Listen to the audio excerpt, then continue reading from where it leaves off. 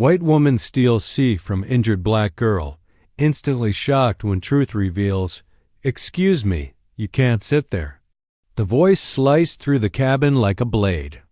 Amira clutched her crutches tighter, confused. Her boarding pass clearly said seat 2A, but the woman blocking her path didn't care. Back of the plane, now, eyes turned, some curious, some cruel. No one intervened. No one asked why a limping black girl was being pushed aside until the cockpit door swung open, and the pilot, tall, composed, and furious, stepped into the Fela Weatham. Silence, because the seat she was denied belonged to his daughter. Welcome, story lovers.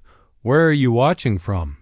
Hit the like button and drop your city name in the comments so we can see how far our story travels. At just 16, Amira Williams had endured more than most teens ever would. After a brutal car crash shattered her leg, she spent months in physical therapy learning to walk again.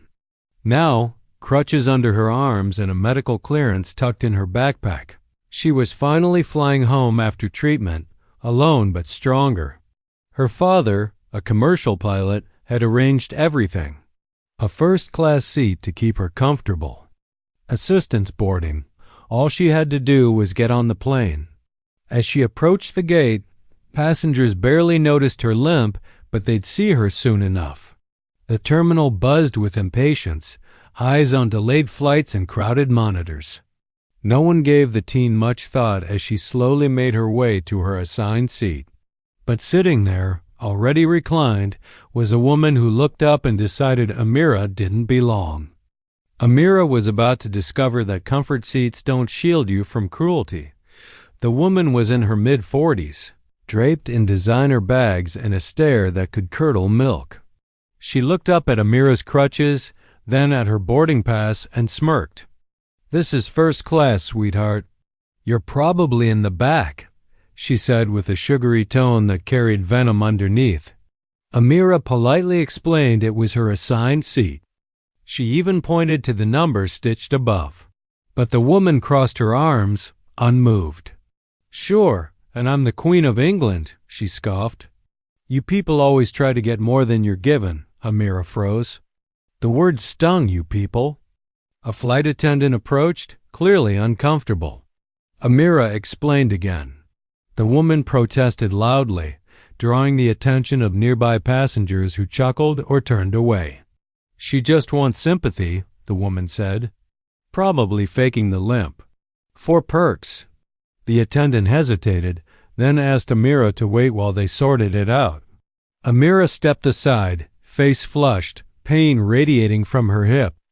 Cameras were pulled out. People whispered. No one defended her.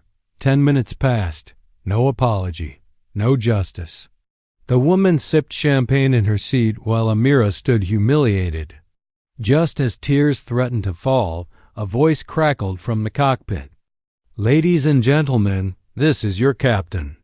I'll be stepping out for just a moment." And that's when everything changed. The cabin door swung open, and a tall, commanding black man in a pilot's uniform stepped into first class. His eyes scanned the crowd before landing on Amira, his daughter. Without a word, he strode past, stunned passengers, and knelt beside her, gently taking her hand. "You okay, baby?" Gasps filled the air. The woman in the seat blinked, confused, then horrified. "I arranged that seat for her," the captain said, now turning to the crew. "She's recovering from surgery. And she's my daughter."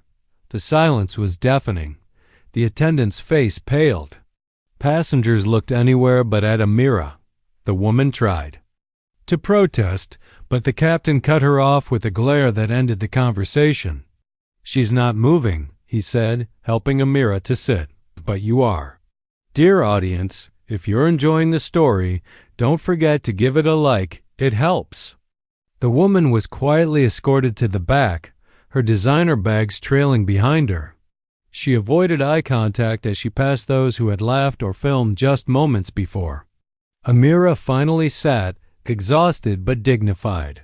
Her father adjusted her. Leg rest and kissed her forehead before returning to the cockpit.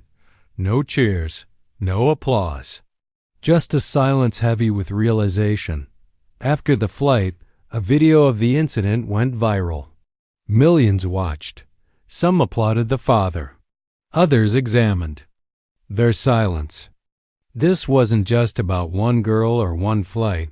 It was about how quickly people judge based on skin, disability, or age. Because sometimes the most unimportant person in the room is more important than anyone realizes.